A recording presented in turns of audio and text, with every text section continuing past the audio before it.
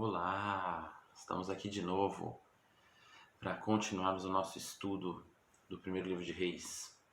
Vamos agora focar no reinado de Salomão.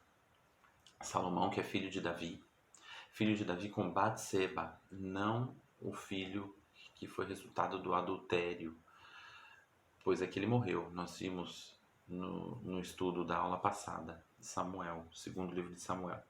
Mas um outro filho gerado depois que Davi se casou com Batseba. E pela linhagem sucessória, pela ordem de idade, onde o mais velho herda o reino do pai, se fosse seguida essa ordem, não seria Salomão o rei, porque havia outros irmãos mais velhos do que ele. Inclusive, isso é retratado logo no início do livro, quando o seu irmão Adonias, filho de Davi, também tenta se colocar como rei. Mas havia ali um compromisso de Davi com Salomão de que Salomão seria o rei. Isso é mostrado lá no livro de Crônicas, no primeiro livro de Crônicas. E então a tarefa de reinar caberia a Salomão.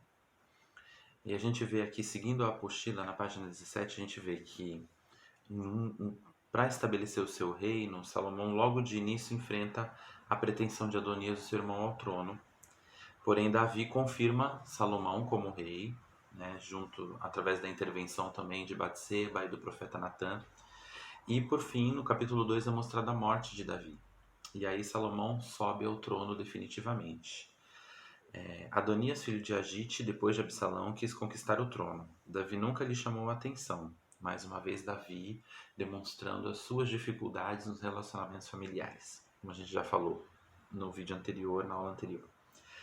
Juntaram-se a Adonias Joabe e o comandante Abiatar, o sacerdote, Natã, o profeta, Zadok, o sacerdote, e Benaia, que era um dos líderes das tropas de Davi, defenderam a causa de Salomão. Natã incentiva Batseba a falar com Davi, lembrando-lhe da promessa feita que seu filho que sucederia ao trono. Adonias era o quarto filho, por isso julgou ter o direito ao trono. Entretanto, Deus já havia falado que Salomão seria o sucessor. Isso está lá em 1 Crônicas 22. Davi, após confirmar o trono para Salomão, dá os últimos conselhos ao seu filho e morre. Davi reinou ao todo 40 anos. A partir do capítulo 3, então, nós vemos o reinado de Salomão.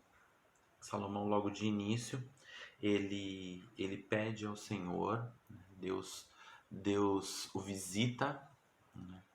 E então o Senhor aparece em sonhos, diz no capítulo 3, no verso 5, e Deus lhe pergunta o que ele deseja, lhe oferece um desejo, e Salomão diz que o desejo dele é ter sabedoria para reinar.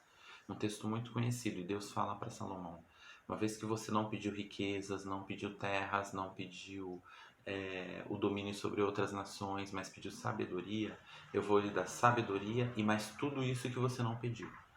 E de fato, Salomão se torna o rei mais próspero de todos os reis de Israel e de Judá. Nenhum dos outros reis, nem o reinado de Davi antes e nem os que vêm depois, se compara em termos de riqueza, em termos de prosperidade financeira, em termos de paz com as outras nações, em termos de avanço, até mesmo tecnológico, com a edificação das cidades, com as melhorias implantadas por Salomão. Salomão recebe sabedoria do Senhor.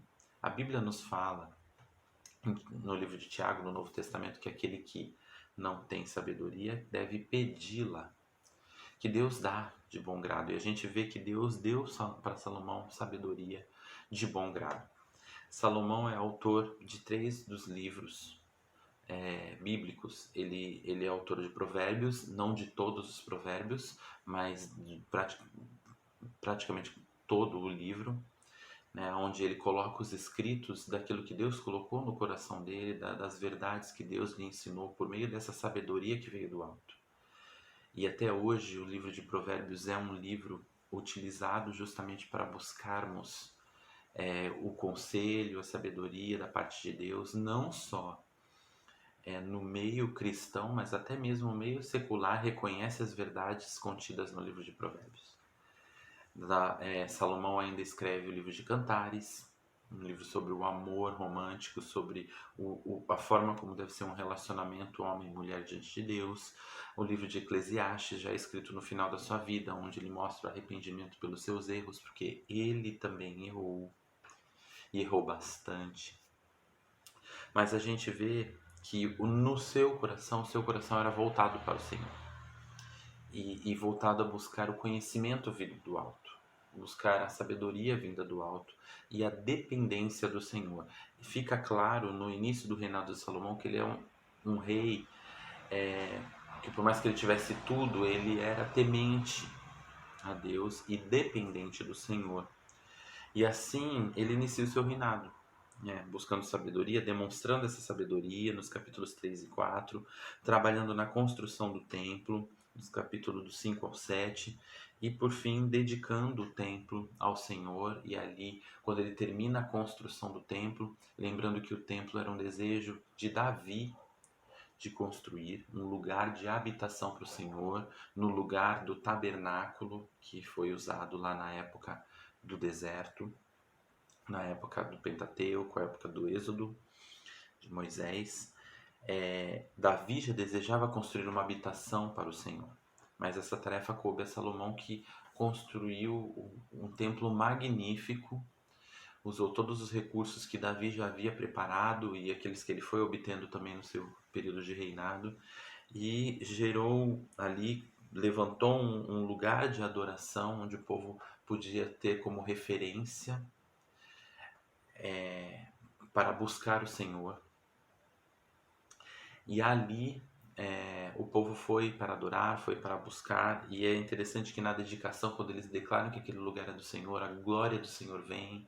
Isso é falado tanto em 1 Reis como também em Crônicas, que a glória do Senhor, no segundo livro de Crônicas, que a glória do Senhor enche o templo, que as pessoas não conseguiam ficar de pé diante da presença de Deus. É maravilhoso o que acontece ali, é impactante, tanto para Salomão como para o povo de Deus. E esse é um dos temas que são abordados nesse livro, a importância do culto ao Senhor, de centrarmos o nosso culto a Deus, de adorarmos somente o Senhor, de termos Ele como centro da nossa adoração. Isso começa aqui, nós vemos isso no nosso material de apoio, a centralidade do culto que se inicia ali no reinado de Salomão e que acaba não acontecendo após a divisão do reino. A gente vai falar sobre a divisão do reino no próximo vídeo, mas a gente vai ver como isso se perde quando o reino se divide e grande parte do povo de Israel perde essa centralidade justamente por não ter mais uma referência de um local de adoração. Ontem eu fui visitar a igreja de um amigo e nós ficamos conversando sobre isso, que nesses tempos agora da pandemia, as igrejas estão começando a reabrir, né, ainda com muitas restrições, com um número reduzido, mas mesmo aquelas que não estão abrindo, aquelas que estão tendo seus cultos online, as células acontecendo online, as reuniões à distância, temos percebido, nós líderes, né, e eu falando ele como pastor, como líder da igreja, ele confirmou isso para mim, e outros pastores já me falaram, creio que vocês também conhecem essa situação, como temos perdido pessoas. Na verdade, não que nós estejamos perdendo, não é bem essa palavra, mas como as pessoas estão se perdendo. Por falta de uma referência, por falta do presencial. Elas sabem onde está tendo culto, sabem que o culto está na internet, sabem que o culto está ali online, sabem que o pastor está ali, mas já não há aquele desejo de estar na presença de Deus, já não há aquela fome de buscar. Na verdade, foi como ele falou, talvez já nem houvesse, e tudo isso se tornou uma desculpa para que as pessoas aproveitassem e se diluíssem a sua adoração no meio da sua vida corrida e perdessem essa adoração. Então, creio que um dos grandes desafios desse período é manter a centralidade do culto a Deus, separar um tempo para adorar, separar um tempo para buscar o Senhor. Não posso me deslocar, eu não devo sair de casa, eu sou do grupo de risco, eu não devo me expor. Mas então separar, saber que haverá um culto na internet, haverá a célula na reunião, a reunião acontecendo online, e eu devo consagrar aquele tempo para buscar o Senhor. A gente vê que isso é uma grande dificuldade agora, essa falta da centralidade no culto, essa dispersão do povo, e é algo que foi que no período dos reis, no caso específico de Salomão, ele procurou combater, justamente centralizando o culto em Jerusalém, naquele tempo e naquele templo, perdão, e levando as pessoas a entenderem, olha, aqui vocês têm um lugar de refúgio, aqui vocês têm um lugar onde vocês podem buscar o Senhor, vocês vão ter períodos específicos para buscar o Senhor aqui, é, criando essa ordem que não havia, já que havia se perdido no meio do povo de Deus. Que possamos orar para que a centralidade do culto ao Senhor ressurja no coração da igreja, amém? Em nome de Jesus. Então, vou continuando aqui com Salomão. Salomão obtém glória e fama nos capítulos 9 e 10. A sabedoria que ele tem se propaga, cresce, o conhecimento de que Salomão é um homem de Deus, um homem sábio. Mas, por fim, também vem a queda de Salomão. Nós vemos que Salomão ele se envolve com muitas mulheres, ele se envolve com mulheres estrangeiras. A Bíblia fala que ele teve 300 mulheres, 600 concubinas, ou seja, aquelas esposas de um dia ou dois que vinham apenas para satisfazer o prazer carnal. E é interessante que isso acaba estragando o coração de Salomão e desviando os olhos dele do Senhor. O texto aqui da página 18 diz assim: a queda de Salomão foi resultado do seu casamento com mulheres estrangeiras, coisa proibida por Deus. Lá em Deuteronômio nós temos isso, Deuteronômio 17. Essas mulheres perverteram o coração de Salomão, levando-o à prática da idolatria. Deus se indignou com Salomão e disse que após a sua morte o reino seria dividido.